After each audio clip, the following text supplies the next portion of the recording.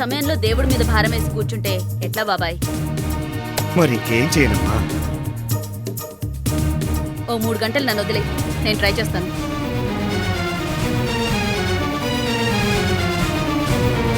ఏ పారిపోతానని భయమా? నువ్వు వదలకపోయినా 1-2 రోజుల్లో ఎలాగూ బయటపడతాను. నాకిది కొత్తేం కాదు, ఆలోచించుకో.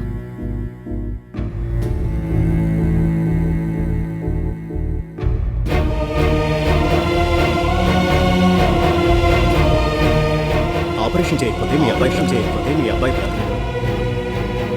ఆపరేషన్కు 2 లక్షలు ఖర్చు అవుతుంది. ఏంటి ఓ దొంగతో హెల్ప్ ఏంటి అనుకుంటున్నావా?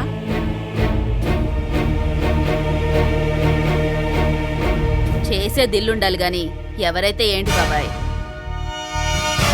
సిన్సియర్గా డ్యూటీ చేస్తే ఇలాగే ఉంటాయి కష్టాలు.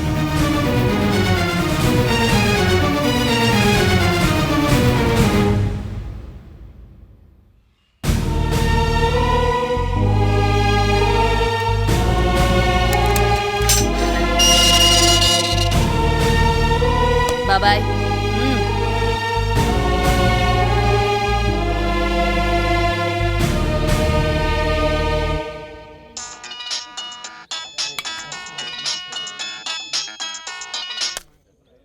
భద్రా, ఓ డార్లింగ్, చెప్పు. ఓ మ్యాటర్లో నీ హెల్ప్ కావాలి. చేస్తాను. మరి నాకేంటి? 50-50. డన్. ఓకే.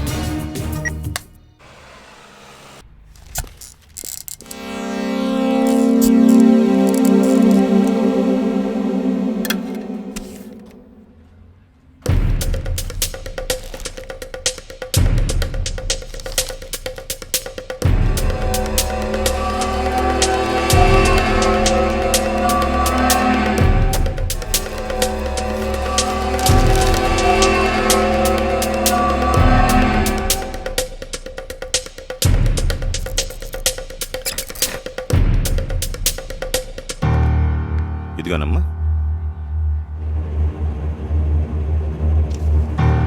థౌజండ్స్ ఉంటాయివమ్మా. లేవండి. అయ్యో 500 సార్.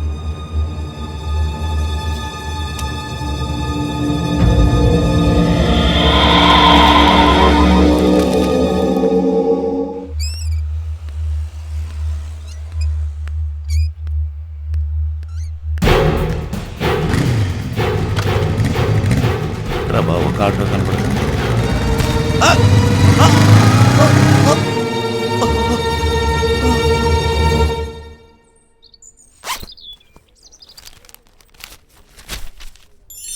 ఎంతుంది? 2 లక్షలు. బాగానే వర్కౌట్ అయింది. నా లక్ష. లక్ష? ఏ ఇంకా ఎక్కువ ఇస్తావా? 50-50. అది నేనొకరికి 2 లక్షలు ఇస్తానని మాటిచ్చాను. నాకు 50-50 అని మాటిచ్చావు. అది కాదు భద్రా, నేను ఈ డబ్బు తీసుకెళ్ళి ఇవ్వకపోతే ఓ నిండు ప్రాణం బలైపోతుంది. కథ చాలా బాగుంది. ఎక్కువ డబ్బు చూడగానే బాగా డిస్టర్బ్ అయిపోయావు. అయినా తప్పు నీది కాదులే, డబ్బుది. లేదు భద్రా, నేను చెప్పేది నిజం. అయితే నాకేంటి? నేను ముందే చెప్పాను 50-50 అని. వద్దు భద్రా, కావాలంటే వేరే డీల్లో మొత్తం డబ్బు నువ్వే తీసుకో. కుదరదు. ఎప్పుడు మ్యాటర్ అప్పుడే సెటిల్ కావాలి. ఇవ్వు. వద్దు భద్రా, డాలి. వదులు. ఏయ్, వద్దు భద్రా. ఇవ్వు. ఏయ్. దొంగ దొంగ దొంగ దొంగ, ఎవరైనా కాపాడండి. దొంగ దొంగ. ఏమైంది మేడం? ఏమైంది? చూడండి, నా బ్యాగ్ లాక్కోవడానికి చూస్తున్నాడు. డాలి.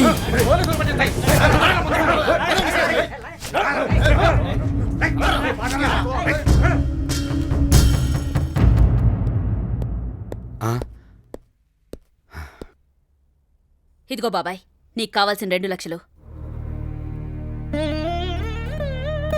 ఇంతకు ముందు చిన్న పర్సు కొట్టేసి వచ్చినా ఎన్నో ప్రశ్నలు అడిగి నిన్ను వేధించేవాడిని. కానీ ఇంత పెద్ద మొత్తం ఎక్కడి నుంచి తెచ్చావు అని అడిగే అర్హత కూడా నాకు లేదమ్మా. జీవితం అంతా నీకు రుణపడి ఉంటానమ్మా. ఏంటి బాబాయ్ చిన్న పిల్లోడ్లాగా? సెల్లోకి వెళ్తున్నాను, తాళం గట్టిగేసుకో.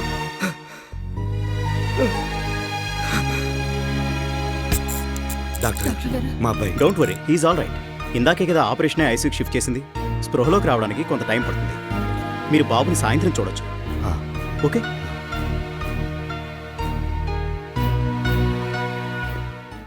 వీళ్ళంతా ఇక్కడ ఎందుకే పక్క సరిపో ఆ పాపు ఇదిగో ఆ జేబులు ఏమన్నా చూడు. వీళ్ళందరూ పక్క సరిపో. రాని.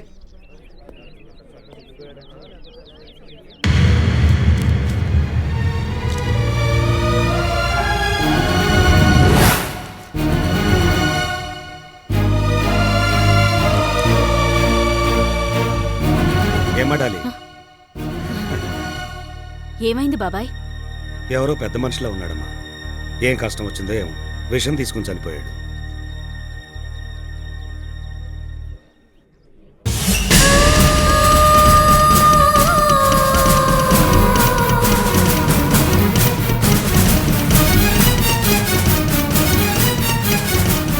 జేబులో ఈ పేపర్ దొరికింది సార్.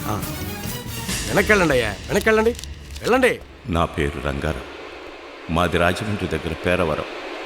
మా పంచాయతీ డబ్బు బ్యాంకు నుంచి డ్రా చేసి తీసుకెళ్తుండగా ఎవరో కొట్టేశారు. ఈ మధ్యనే నా కూతురికి నిశ్చితార్థం జరిగింది. ఇదే సమయంలో ఈ డబ్బు పోయిందని ఊళ్ళో చెప్తే ఎవ్వరూ నమ్మకపోవచ్చు. ఇన్నాళ్ళు పరువుగా బ్రతికిన నేను ఇప్పుడు తలదించుకోవాల్సి వస్తుంది. అందుకే ఇలా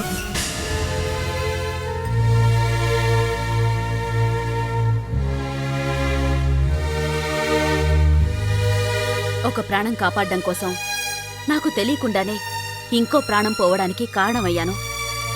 నా వల్ల పెద్ద దిక్కుని కోల్పోయిన ఈ కుటుంబానికి ఆసరాగా ఉండాలనుకున్నాను. అందుకే ఈ ఊరొచ్చాను.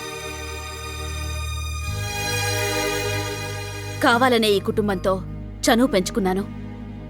నాకు చేతనైన సహాయం చేస్తూ వచ్చాను. నేను తప్పులు చేశానేమో గాని తప్పుడుగా ఎప్పుడూ బతకలేదు. ఒంటరిగా ఉన్నాను కదా, ఎలా వాడుకోవాలా అని మీరు చూశారు. మీ నుంచి కాపాడుకోవడానికి ఎలా ఉండాలో నేనలా ఉన్నాను.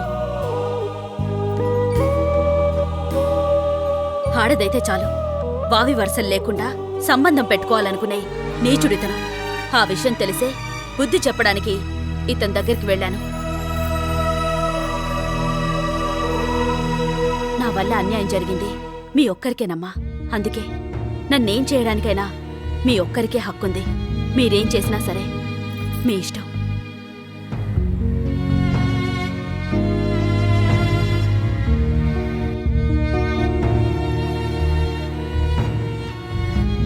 తప్పు చేసి కూడా తప్పించుకునే ఈ రోజుల్లో చేసిన దానికి పశ్చాత్తాపంతో నువ్వు ఇక్కడికొచ్చావు. దిక్కుతోచని పరిస్థితిలో ఉన్న నా కుటుంబాన్ని ఆదుకున్నా. ఈ ఇంటి పెద్దలా ఈ పెళ్లిని జరిపించడానికి నువ్వెంతో కష్టపడ్డావు. ఇంతకంటే ఎవరైనా ఇంకేం చేస్తారమ్మా? మేం కష్టాల్లో ఉన్నప్పుడు వీళ్ళెవరూ కనీసం మమ్మల్ని ఓదార్చలేదు. ఏదైనా సహాయం చెయ్యండంటే వీళ్ళెవరూ ఒక్కరోజు ముందుకు రాలేదు. ఎవరు ఏం చెప్పినా నువ్వెలాంటి దానివో నాకు బాగా తెలుసమ్మా. అందరికీ చెప్తున్నా, ఇక నుంచి మంగ నా పెద్ద కూతురు.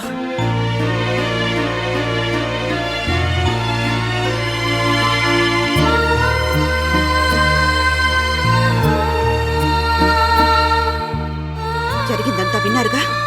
ఇప్పుడు కూడా మీకు తన మీద అదే అభిప్రాయం ఉంటే నిరభ్యంతరంగా మీ అబ్బాయిని తీసుకుని వెళ్ళిపోవచ్చు.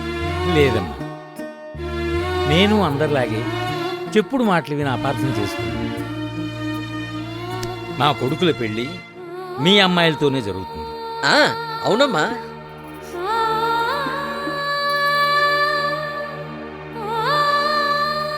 తప్పు మా మగాళ్ళలో పెట్టుకుని అనవసరంగా నేను అపార్థం చేసుకున్నావు. ఏమనుకోకే.